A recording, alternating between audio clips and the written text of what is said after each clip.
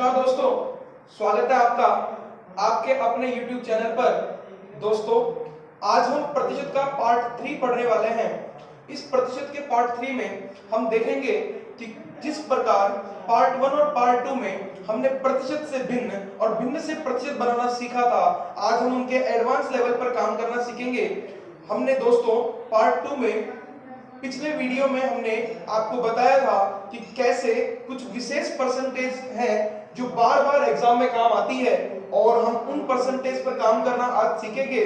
दोस्तों, आप जिस प्रकार बार बार उन पर काम करते रहेंगे, आपको वो प्रतिशत की भिन्न बार बार याद होती रहेंगी। देखिए दोस्तों, हमने देखा था कल कुछ विशेष प्रतिशत जैसे 1/2।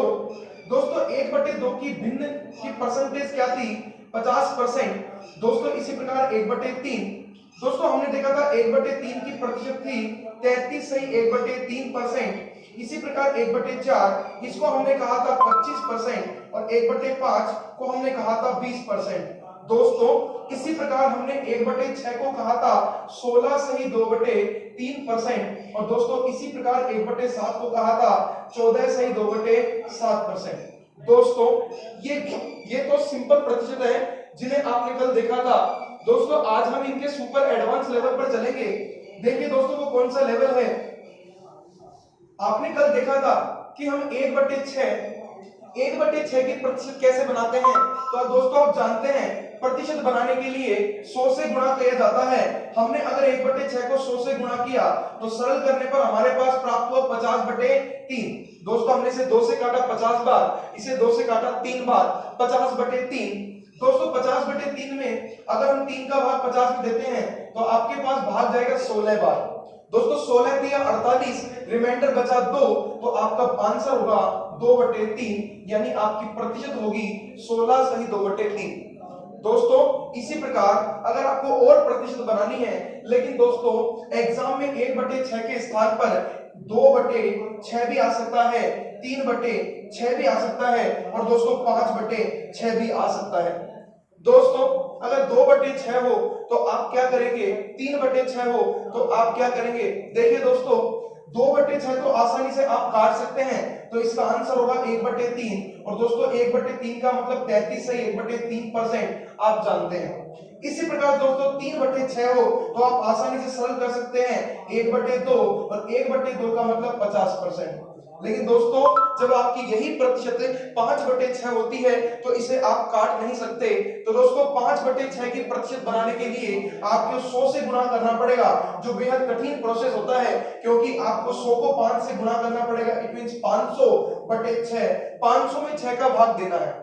दोस्तों, कॉम्पिटिटिव एग्जाम में आपके पास टाइम बहुत कम होता है, इसलिए आपको इसे कम से कम समय में प्रतिशत बनाना पड़ेगा। देखिए दोस्तों, अगर आपको 5/6 की प्रतिशत बनानी है तो इसका एक बेहद आसान तरीका है। वो क्या है? देखिए दोस्तों, पहले हम बड़ा तरीका देखते हैं कि आप 5/6 को 100 से गुणा करेंगे तो आपका आंसर होगा 500/6। दोस्तों, इसे सरल किया जा सकता है, तो आप करेंगे 2 से काटा 3 बार, 2 से आप काट के इसे लिखेंगे 250। और दोस्तों, अगर इसे और सरल करते हैं तो हम 3 का भाग देंगे 25 में, 8 बार भाग जाएगा, 8 तिया 24, यहाँ रिमाइंडर 10 बचेगा। 10 में अगर 3 का भाग देते हैं हम तो दोस्तों आंसर होगा आपका 3 तिया 9, बचेगा रिमाइंडर 1, तो 1/3 यानी 83.1/3%। दोस्तों, 5/6 की प्रतिशत 83.1/3% आई है। दोस्तों, इसका एक आसान तरीका क्या है? देखिए दोस्तों, 5/6 को आप लिख सकते हैं 1 - 1/6। दोस्तों, आप 5/6 को क्या 1 - 1/6 लिख सकते हैं? जी हाँ दोस्तों, क्योंकि लघुत्तम लेंगे तो आंसर वापस वही आएगा।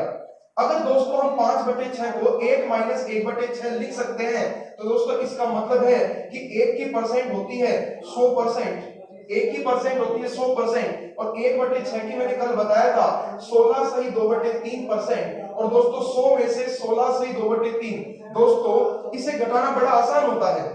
देखिए दोस्तों, घटाने की प्रक्रिया अगर मैं आपको बताता हूं, देखिए दोस्तों, आप घटाएंगे 100 में से अगर 16 है तो दोस्तों 100 में से अगर 16 घटाते हैं तो इसका बेहद आसान आंसर होता है, वो होता है 84। दोस्तों इसी प्रकार अगर आपको 100 में से 20 घटाना हो तो दोस्तों आपका आंसर होगा 80। लेकिन दोस्तों जब यही आंसर 16 की जगह 16 से ही 2/3 आ जाए तो ये थोड़ा कठिन हो जाता है। तो दोस्तों अगर आपको 100 में से 16 से ही 2/3% घटाना हो तो ये बहुत बहुत आसान होता है। दोस्तों देखिए कैसे, देखिए दोस्तों मैंने बताया आपको अगर 16 है और ये मिश्र भिन्न है तो दोस्तों जो संख्या 16 है इससे एक ज्यादा करेंगे तो 16 से ज्यादा एक कितना हो जाएगा दोस्तों 17। 100 में से 16 की जगह 17 घटाएंगे एक ज्यादा तो 100 में से 17 जाएंगे तो बचेंगे 83 बटे में 3 का 3 रहेगा और 3 के ऊपर 2 है तो एक 2 कम कर देंगे आंसर बचेगा 1। तो आपका आंसर होगा 83 सही 1%। 83 सही 1/3%। दोस्तों 100 माइनस 16 से 2/3%। तो दोस्तों आपने घटाना सीख लिया कि अगर किसी संख्या में से मिश्र भिन्न घटाना हो तो पहले संख्या एक ज्यादा करके घटा देंगे यानी 16 की जगह 17 और 100 में से 17 घटाएंगे तो आंसर 83। 3 की जगह 3 आएगा और 3 के ऊपर 2 घटाएंगे तो आंसर है कितना आएगा 1। तो 83 सही 1/3%। दोस्तों इसी प्रकार 100 में से 16 से 2/3 घटाया आपका आंसर आया 83 सही 1/3% जो बेहद आसान प्रक्रम है।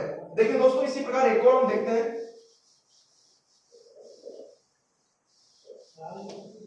दोस्तों ऐसा ही एक एग्जांपल मैं आपको देता हूं 11/12 है। क्या दोस्तों आप इसके प्रतिशत बना सकते हैं? आप इसकी खुद प्रैक्टिस करना। 11/12 की अगर प्रतिशत बनानी है तो दोस्तों हम क्या लिख सकते हैं 11/12 को हम बिल्कुल आसान प्रक्रम से इसे हल करेंगे। 11/12 को हम लिख सकते हैं 1 माइनस 1/12।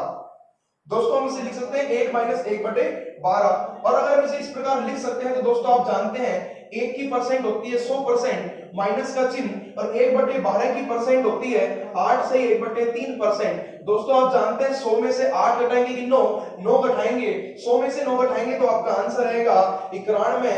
3 का 3 और 3 के ऊपर कितना है दोस्तों 1 और 3 में से 1 गया तो कितना बचेगा 2। तो आपका आंसर होगा 91 सही 2/3%।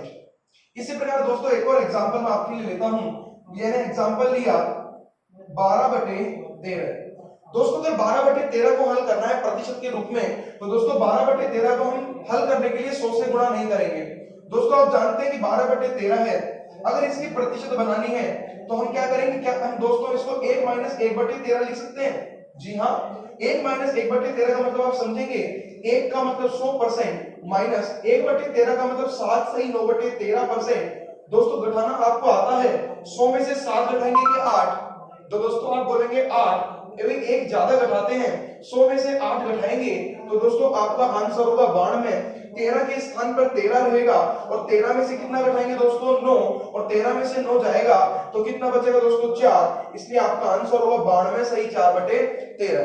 दोस्तों हमने कुछ ऐसी प्रतिशत देखी, ऐसी भिन्न देखी जिनकी परसेंटेज हमें बनानी कठिन लगती थी लेकिन दोस्तों वो क्या हो चुकी है आसान। दोस्तों मुझे लगता है कि प्रतिशत के रूप में प्रतिशत के बारे में आप सब कुछ समझ चुके होंगे। दोस्तों हम अब समझेंगे कि प्रतिशत की भिन्न क्या थी, हमने समझ लिया। प्रतिशत के भिन्न से हम प्रतिशत कैसे बना सकते हैं तो हमने वो भी समझा। दोस्तों कठिन सवाल भी हमने देखे। अब दोस्तों हम प्रतिशत के कुछ सवाल भी लेंगे।